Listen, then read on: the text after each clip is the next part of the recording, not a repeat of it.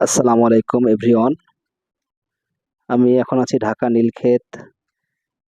এখান থেকে বাইকের ট্যাঙ্কি ফুল করে নিলাম। আজকে ২৮ রমজান। অফিস হাফ বেলা ছুটি নিয়ে আমি বাড়ির উদ্দেশ্যে রওনা হলাম। আমি যাব হচ্ছে খুলনায়। তো এখন আছি নীলক্ষেত রোড। নীলক্ষেত থেকে আমরা সোজা যাব এখন হচ্ছে চানখার পোল হয়ে হানিফ ফ্লাইওভারে উঠে তারপরে ঢাকা এক্সপ্রেস হয়ে হয়ে পদ্মা সেতু পাড়ি দিয়ে খুলনার উদ্দেশ্যে রওনা দেব। তো আজকে এখনো রাস্তায় সেরকম জ্যাম পড়েনি, কারণ অফিস হাফ বেলা ছুটি যারা পেয়েছে তারাই এখন রওনা হয়েছে। বেশিরভাগ মানুষই বিকেল ৫টা থেকে ৬টার পরে রওনা হবে। তো আল্লাহ ভরসা, সবাই সাবধানে বাড়ি যাবেন।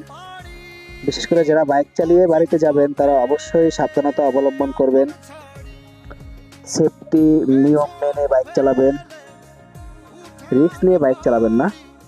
কারণ মনে রাখবেন, একটা দুর্ঘটনা হলে আপনার সারা জীবনের কান্না। সবাই চায় যে বাড়ি সুস্থভাবে যাবেন, ফ্যামিলির সাথে সুন্দরভাবে সময় কাটাবেন। তো এখন আছি চানখার পোল। দেখতে পাচ্ছেন রাস্তা কিন্তু অনেকটা ক্লিয়ার, একেবারে ফাঁকা বললেই চলে। সামনে হচ্ছে ঢাকা মেডিকেল। ঢাকা মেডিকেলের সামনে থেকে আমরা হানিফ ফ্লাইওভারে উঠবো।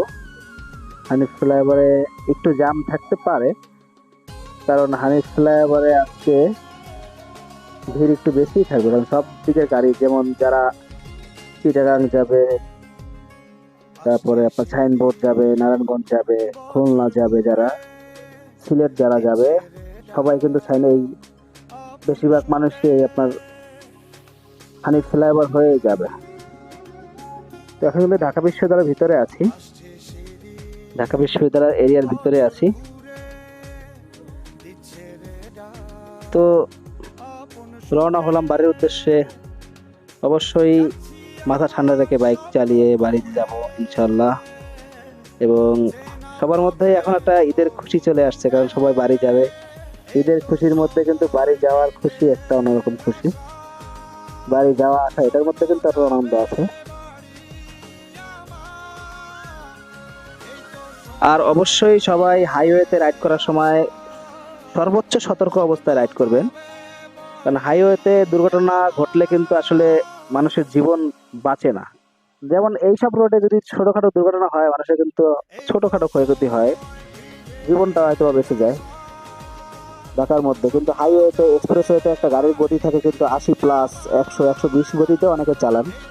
তো সেক্ষেত্রে সেই সব রাস্তায় অবশ্যই আপনি সাবধানভাবে গাড়ি চালাবেন, অনেক সতর্কভাবে গাড়ি চালাবেন এবং সুন্দরভাবে বাড়িতে পৌঁছাবেন, সবার সাথে সুন্দরভাবে ঈদ কাটাবেন, সেটাই সবাই চাই। তো রাস্তা কিন্তু মোটামুটি ফাঁকা আছে, সামনে মনে হয় একটু জ্যাম পড়বে। হ্যাঁ, সামনে হালকা জ্যাম আছে। এই হানিফ ফ্লাইওভারের আগে একটু জ্যাম থাকবে, স্বাভাবিক ব্যাপার, কারণ এখানটা পার হয়ে গেলে হয়তো বা জ্যাম থাকবে না। আশা করি হানিফ ফ্লাইওভারে উঠে গেলে আর জ্যাম থাকবে না, তারপরে সুন্দরভাবে বাইক চালিয়ে যাওয়া যাবে বাড়িতে। আর আজকে আলহামদুলিল্লাহ ওয়েদারটা কিন্তু অনেক ভালো, মানে রোদও না বৃষ্টিও না, এমন একটা ওয়েদার। বাইক চালাতেও অনেক ভালো লাগতেছে। যারা রোজা আছেন তাদের অবশ্যই কষ্ট কম হবে। আলহামদুলিল্লাহ আমিও রোজা আছি, তা রোজা রেখে বাইক রাইড করতেছি, ওয়েদারটা ভালোই লাগতেছে, কোনো কষ্টই হচ্ছে না। তা একটু জ্যাম তো পেয়েছি, জ্যাম তো হচ্ছে, একটু জ্যাম কষ্ট তো একটু হচ্ছে। ঢাকা সিটির ভিতরে জ্যাম তো অবশ্যই থাকার কথা, এটা স্বাভাবিক। সেই তুলনায় যে অনেক জ্যাম তা কিন্তু না, হালকা জ্যাম আছে।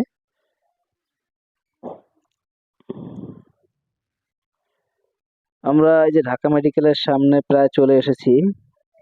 আমার চ্যানেলটি নতুন, সবাই সাবস্ক্রাইব করবেন। অবশ্যই আমি নতুন নতুন ভিডিও দিব এবং নেক্সটে এক্সপ্রেসওয়েতে অনেক ব্লগস থাকবে ইনশাআল্লাহ।